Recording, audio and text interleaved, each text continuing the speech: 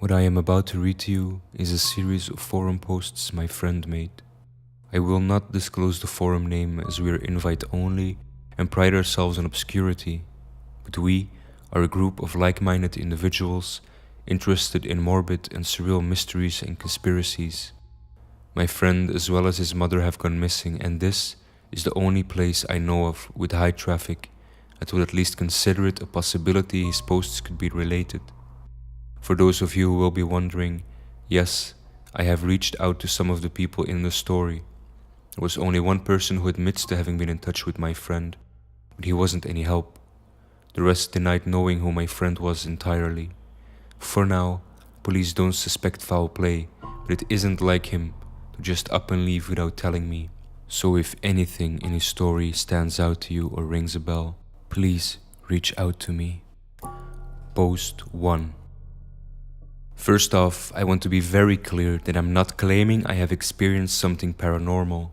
I know that a lot of people would dismiss my story outright if I claimed I did, but I also know a lot of people here might not be interested in a story that could very well be quite tame compared to what you are used to.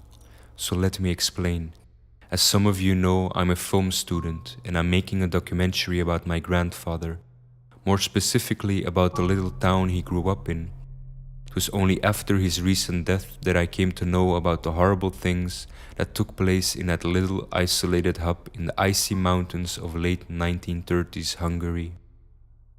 I felt like this was a good place to share the story, as I will investigate it myself, sort of like a logbook, I suppose. I will give you as much information as I can, although I'm still only halfway through uncovering the story itself. Suffice to say that newspaper clippings and the internet only covered the bigger picture, and I had no other option but to attempt to visit the town itself.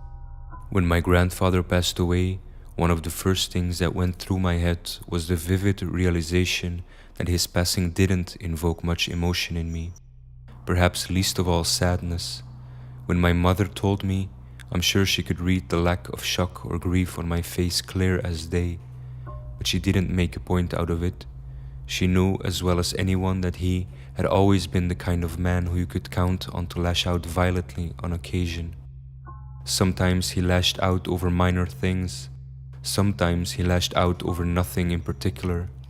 The way I sat on the couch, the perfume my mother wore. His bitter brand of sadism seemed to only grow worse as he sank deeper into his dementia in the last number of months. Some part of me hoped that as he slid further and further out of his own mind, the anger would leave with him. But in the end, it seemed like the anger was all that was left of him. Isn't it sad that when all is said and done, all that was left of his personality were the sharp edges? My mother said one night over a leftover dinner. We shared an uneasy silence, both accepting the creeping sense of relief at his absence. I didn't respond to her statement, knowing that even now she just wasn't the kind of person to accept me talking negatively about family. She knew how horrible of a man he could be, but over the years I learned that her gripe with him stemmed mainly from the passing of my own father, and not just his attitude towards her or me. Her conflict with him was one of loss, not one of fear, like mine had always been. My father and his father had been in an accident before I was old enough to really remember. Not much I knew of the accident, only that my mother had been suspicious and at one point accused my grandfather of being at least partially responsible or neglectful. In his stubbornness, he had since never again allowed the topic to be brought up. We simply never spoke of it again. The years, she said, had turned him from a harsh and mean man to the cruel sadistic man I had come to know him for. Now the reason I'm telling all this is to provide the background of how I came to find the story I will be investigating for my documentary. You see, we always kept close to him, despite his behavior and his seemingly unrelenting attempts to push us away. Because plainly put, he had no one else, and neither did my mother and I. After his death, I was forced to go through the motions of the funeral and the inheritance, which all was more a dull and bland pile of paperwork than a time of tears and memory. I had much preferred if I could move on and not having had to partake in the formalities of his death, but I also know that doing that would put the burden on my mother's shoulders alone. There also wasn't that much to do. Scarcely anyone knew him, and so the ceremony could be held in a small room in the back of the funeral parlor. The bulk of the process was his property.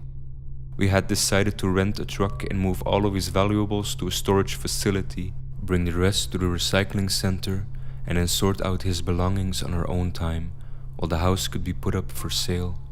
It was during those few days that I got to know my grandfather like I never had before.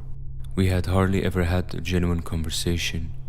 Most often he was tense, gripping the arms of his leather sofa so tightly it looked like he was doing his best to not explode at any moment.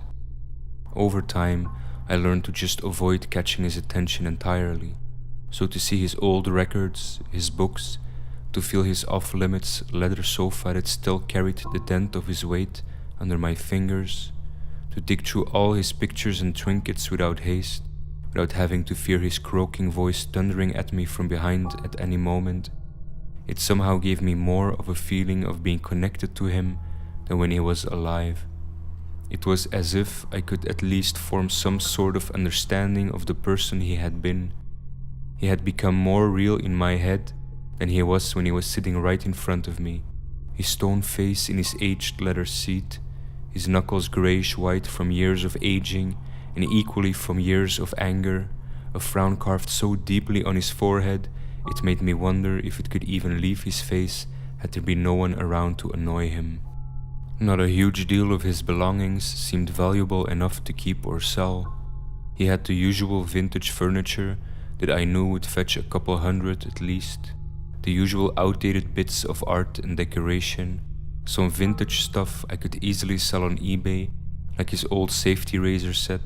We managed to get all of it in one small storage unit with room to spare. It was partially because of this that I decided to keep one box that would otherwise have been thrown out with the rest of the trash. I had filled it up mostly with items from his desk, little items that were probably of some sentimental value only, some folders and documents I didn't have the time to go through then and there. The folders came from a locked compartment of his desk that I managed to break open with a screwdriver. Along with the yellowed papers, there was one lone trinket in the compartment, a type of amulet, or penchant perhaps. It seemed gold, but at the same time dirtied and dull-looking, a tad primitive-looking too, clearly not crafted by a skilled goldsmith. I made a mental note to try and clean it up when I got home and see if I could find out what style or origin it had. Once home, the box landed in my bedroom. My mother couldn't bring up the energy to refuse after I remarked that perhaps it mentioned my father in some way. After dinner, I decided to sit down and go through the papers. It had only been a minute or two of reading before I sprinted down the stairs and showed my mother what I found. "I never knew this much," she muttered, with her eyes wide as saucers. "You knew and never told me?" I asked, almost offended. Her apology came so soft and vulnerable that my heart dropped a little, but she continued, "This is the town your grandfather grew up in. I knew strange things had happened over there, but your father knew as little as me, and neither of us bothered to pry. You know how he was. Your grandfather, I mean." My mother picked up one of the few pictures on the table, one of my grandfather as a young boy with his mother and sister. It's not a clear picture at all, half of it aged so badly you can barely make out the faces. I held up the amulet and pointed to the boy's hand on the picture. He was unmistakably holding the same peculiar object I was holding. She gave me a look of surprise and flipped the picture over. "Mother and Mary, who loved me so dearly. Mother and Mary, who never came see me," she read out loud. I took the picture from her hand and read the words I had missed the first time. It was written sloppily, almost frantic, even for a child's handwriting. I looked at my mother confusedly. As she explained, I learned yet another bit about my grandfather's life. There was some sort of medical issue or accident when he was in his early teens that forced his family to send him to the hospital. He had spent years there until he was released, and by the time he was released, he was old enough to start his own life as an adult. Considering what I know of the town of Sonomi, his family was probably too poor to visit him frequently. Sonomi, 1926. A small huddled collective of mountaineers and mine workers where my great-grandmother gave birth to a baby boy that we were preparing for burial over 92 years later. The isolated hub depended on hunting and foraging as much as it did on the monthly merchant's caravan from the nearest city. Save for stereotypes, it was indeed impoverished and harsh living, like most of the region at the time. This all I learned from the internet. Not much else turned up there. The bulk of what I learned came from the contents of the box in my room. The oldest newspaper clipping is dated at 1938. It details a series of events that can be called disturbing at the very least, that according to the paper clippings had been occurring for up to 3 years before the first report. Combining the information from the other documents tells me that the first incident likely occurred in 1934, making my grandfather, at the time a boy of 8, a witness to it all. I feel ashamed for saying it, but this was the first time I wished my grandfather hadn't passed away, if only so I could ask him questions. You are likely wondering what type of incidents happened exactly. That would probably take away most of the suspense of the story, but I'm here to share the ride, not to wind you up for a big climax. From what I gather, the Sonomi town priest was sentenced to hanging for the disappearance and murder of several children. The priest's bastard child was one of the victims. The town had endured years of child disappearances, and as they grew more and more frequent, a message was sent to the nearest city, which sent a team of investigators along with the next caravan up to Sonomi. The priest was accused of the crimes and hanged after a thorough investigation. Of course, there are plenty of elements of the story to explore, and a bunch of questions left unanswered. What drove the priest to do these things? Why did the town only seek help after a number of children had already vanished?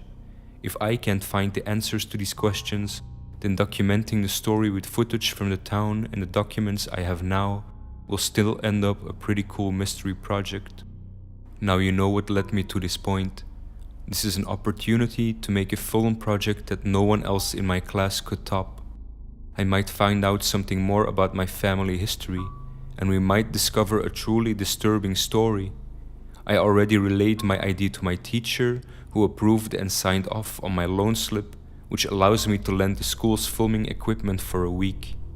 My mother has agreed to support me financially, so I will be able to pay for gas and find a cheap hotel as close as possible to the town, so I have the luxury of a couple days worth of time to dig around. Worst case scenario, the town is in ruins or completely demolished, but at least I will still get some good footage if that is the case. So next time you hear from me, I will be in or back from Sonomi.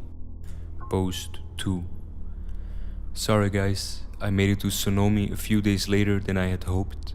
Some issues came up with the inheritance and I had a pretty big fight with my mom, which is pretty rare for us. The first day wasn't very eventful. I arrived in the town late afternoon and immediately started shooting the surroundings so I'd have enough footage to use as filler. The town was indeed still in use, but just barely. One pebbled road was all there was in terms of infrastructure. Most of the buildings were derelict or run down. Most of them seemed so old my grandfather could have lived in them. It was like walking through a time capsule. The grinding poverty permeated every inch of the town. Even after a century, the town was far from large, but the way in which it was laid out across the mountainous terrain and the way the functioning buildings were littered between the abandoned ones made it hard to find my way around. Finally, I made my way to something that looked like a bar or a convenience store. Once inside, I was greeted by a tall woman built like a brick house, with grey streaks in greasy black curls, who asked me if I wanted the room. "This is it, the only inn in town. "I'll have your bags brought up to room 7. It's far too late to start now," she said in a stern but friendly tone, not offering a moment of silence for me to chime in. I was taken by surprise, but I wasn't going to let the opportunity to stay the night in Sonomi pass me by. It turns out hikers and climbers frequently pass here as a start and return point. Not much else happened that evening. I went to bed pretty early after it started to get too cold and dark to mess about in the middle of nowhere. I made my way downstairs this morning to find the innkeeper in a much better mood. She smiled and motioned at me to come over as she was standing behind the bar.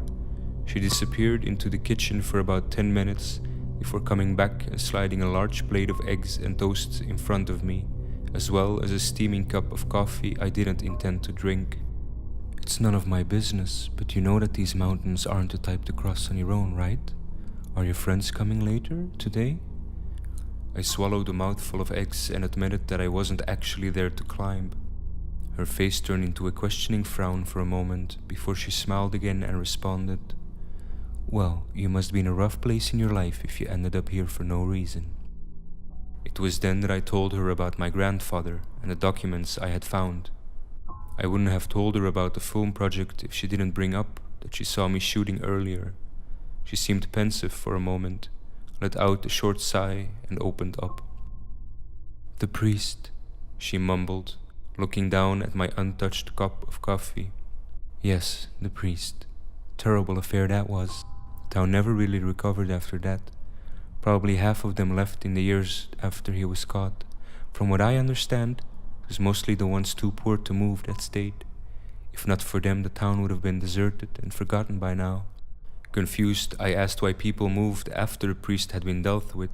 "I've lived here all my life, boy, and half of that time I've pondered on packing my bags and leaving just the same. It's no surprise to me that they left. Most people also didn't believe the lawman. They were sure something dark slumbered in the town." I looked at her, puzzled, and she continued, "Most people saw the things that man did with their own eyes. They didn't know it was him, sure, but they saw. They lived that fear for years. And then a few city folk come strutting around and in a few days decide it's just been a regular man who committed regular murders? The mayor believed it, and it is best to get the town to carry on and keep things going. But something broke in the town. It wasn't the community it was before." All this time I had been taking notes, and she didn't seem to mind. I felt the hairs on my neck stand up in excitement. There was more to the story, even if it was just small-town paranoia. I did my best to focus on what she was saying, but in the back of my mind I was already thinking of how I'd build up the narration and the imagery in the film. Eventually, I took my shot and asked her specifically what the priest had done, if not just murdered children. According to the innkeeper, during the first few disappearances, most children would just vanish. The few that were found had horrific injuries, as if maimed by wild animals. The town demanded the mayor to solve the problem, so hunters were sent out to rid the mountainside predators. Thinking that the harsh winter had left them desperate enough for food, that they ventured closer to the town than usual. The town had set up dozens of traps in the woods, until another child vanished. The girl was found in one of the traps, hanging upside down from a spring rope on a branch like a gutted pig, a wide tear in the side of her neck, a streak of dried blood running up her face and clotting streaks of her hair, her skin morbidly grayish. The townspeople blamed the mayor for ordering to put up the traps, deciding that she must have stepped on one by accident and had been attacked by an animal as she hung struggling. But as the family undressed the girl to prepare her for burial, they found the inside of her dress to be marked with coal, a handful of black symbols. The other victims' families retrieved the clothes that their deceased children were found in, and those too turned out to be marked. The markings had went unnoticed because most of the fabrics had been blood-soaked. The town became convinced all the disappearances were the work of a demon after that. Paranoia grew. People kept their children indoors, and so the mayor turned to his last hope, the town priest. The priest started blessing all the houses and ordered the parents to bring all the children to church and have them perform some sort of cleansing prayer. And sure, for a few months all seemed to be going well again. Nothing happened, and reluctantly, people started to loosen up again. It was perhaps half a year later that another child vanished, and soon after, a second. Some of the townsfolk had conspired together to send a desperate letter with the next merchant caravan, without the knowledge of the mayor or the priest. Word had been going around town that the priest was seen in the woods at night, wandering aimlessly, and all confidence in the mayor had been lost. The letter was meant for the church, who were asked to send an exorcist. The church, however, informed the police, who dispatched a team to investigate. Surely, the priest was soon caught, but in what a state. The police had demanded to search all buildings they saw fit. The church itself was nothing more than a 2-story wooden building with a small bell tower. The search seemed straightforward at first, until the police demanded entry to the priest's living quarters. The priest tried to resist, claiming it was an offense to a man of prayer, and soon he turned violent. His living quarters turned up similar odd black symbols as on the dresses of the young victims. The furniture had been rearranged against the walls, leaving a sizable empty space in the middle of the wooden floor, which was covered in carvings and candles. A large symbol was carved in the middle of the wall opposite the door. I asked the innkeeper if it was a pentagram or something similar, and though she said she wouldn't be able to describe something she hadn't personally seen, she knew to tell me it definitely wasn't a pentagram. More hooky and more ancient looking, she said, and a lot more complex. I doubt I'll ever manage to figure out what it was, but I made a note to myself to do some research online and show her some examples to see if she might know more than she realizes. The priest, by then already detained by the lawmen and in a delusional frenzy, swore up and down that he did it for the town, that they needed to allow him to finish his work. The creepiness doesn't even end there. The priest was the murderer. No one in the town nor the lawmen doubted that now, but it was after further search of the church that they found the rest of the bodies. Apparently the town had went to church every single Sunday, unaware that they were observing service right on top half a dozen tiny corpses, their own children. The excavation saw the whole wooden floor broken out. The town quickly agreed that they could never set foot in such an unholy place again, and instead of repairing the floor, they chose to burn the entire building down. So that's where I am right now. It's around noon, and tonight I already have to return home and go to class, so I will have to film as much as I can. Hopefully I can get some people to agree to an interview. When I get home, I definitely need to check out the newspaper database in my library to see if I can find more to back this up with. I also need to ask around to see if anyone is willing to let me copy any pictures they have, and I definitely need to get all the names I can for further research. Luckily, I know I can count on you guys to take some of the work off my shoulders. If all goes well, we'll have an incredible story to piece together. I have to go now.